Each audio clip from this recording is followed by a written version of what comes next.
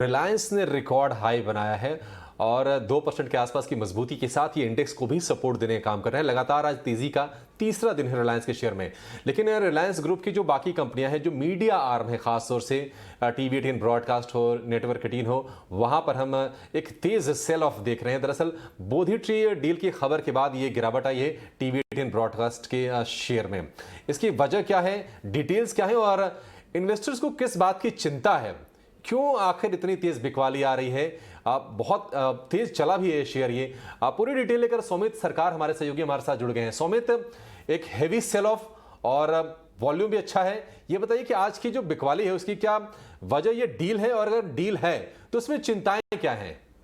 अगर आप देखते तो ये deal on the face of it काफ़ी अच्छा लगता है, क्योंकि टीवी 18 का ब्रॉडकास्ट का मार्केट कैप करीब 11,000 करोड़ का है और ये टीवी 18 के एक जॉइंट वेंचर वायाकॉम 18, जिसमें सिर्फ टीवी 18 का 51% हिस्सा है, उसमें ये कंपनी का करीब 13,500 करोड़ इन्वेस्ट करने वाली। तो on the face of it ये डील काफ़ी अच्छा और पॉजिटिव लगता है, बट फिर भी हमें ये फॉल देखने को मिला है शेयर प्राइस में। और उसके पीछे का सबसे पहला कारण और सबसे बड़ा कारण तो यही है कि कंपनी ने कुछ भी क्लैरिटी नहीं दिया है कि क्या वैल्यूएशन पे ये डील होगी, कितना डाइल्यूशन होगा, वायाकॉम 18 का क्या वैल्यूएशन तय किया है बोधी ट्री ने, और कितना वो फंड एक्चुअली इक्विटी में फंड इन्फ्यूज करेगी, इसका कोई भी डिटेल कंपनी ने नहीं दिया है। तो ये सबसे पहला है जो है lack of communication to shareholder. उसके अलावा मार्केट में एक और कंसर्न ये है कि टीवी 18 काफ़ी अग्रेसिवली बिड कर सकता है आईपीएल के मीडिया राइट्स के लिए। अभी अगर अग्रेसिव बिड कर दिया कंपनी ने तो कंपनी के प्रॉफिटेबिलिटी मैट्रिक्स और रिटर्न रेशियोज पे इसका एक नेगेटिव इंपैक्ट देखने को मिल सकता है मीडियम टर्म के लिए। और हाल ही में अगर हम देखेंगे टीवी 18 ब्रॉडकास्ट, जिसका एक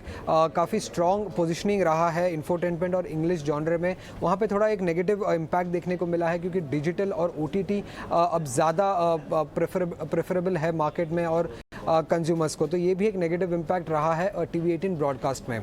उसके अलावा डील में ये भी कहा गया था कि जियो सिनेमा अब वायाकॉम 18 का हिस्सा रहेगा। अब याद रखिएगा, जियो सिनेमा जियो प्लेटफॉर्म में आता है और अगर ये जियो प्लेटफॉर्म से वायाकॉम 18 में मूव हो रहा है तो वायाकॉम 18 को इसके लिए कुछ वैल्यूएशन या कुछ पैसे जियो प्लेटफॉर्म्स को देने पड़ेंगे। अब मार्केट के हिसाब से जियो सिनेमा का जो वैल्यूएशन है वो करीब 12,000 करोड़ का हो सकता है और ये काफ़ी एक्सपेंसिव होगा वायाकॉम 18 के लिए। और इसका मतलब ये भी हो सकता है कि काफ़ी बड़ा डाइल्यूशन हो सकता है वायाकॉम 18 में। तो यही सारे कंसर्न्स है जिसके वजह से हमें ये 15% का फॉल, लगभग 15% का फॉल टीवी 18 ब्रॉडकास्ट में आज देखने को मिला।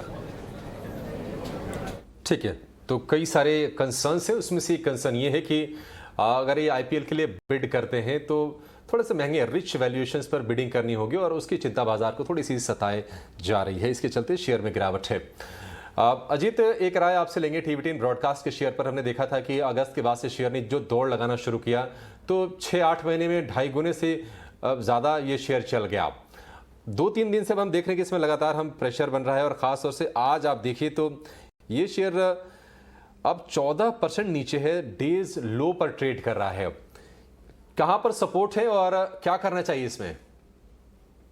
अभिषेक, मेरी राय ये होगी कि करीब 62 का स्टॉप लॉस रखें। अगर 62 के नीचे ही अगर क्लोज दिखाता है तो definitely you should exit, cause जैसे कि आपने बिल्कुल सही बताया कि काफी स्ट्रांग मोमेंटम के साथ स्टॉक में एक तेजी देखने को मिली थी और अब ये जिस तरीके की आज की कैंडल है, वॉल्यूम्स काफी ज्यादा है, मतलब 3 करोड़ का एवरेज 10 दिन का काम होता है और आज करीब 13-14 करोड़ का काम ऑलरेडी हो चुका है।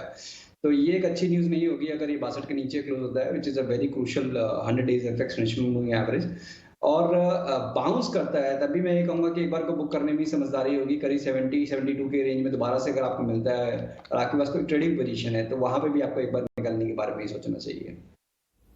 ठीक है, टीवी 18 ब्रॉडकास्ट पर अजीत का ये व्यू। लेकिन अब आपके लिए लेकर आएंगे निवेश के लिए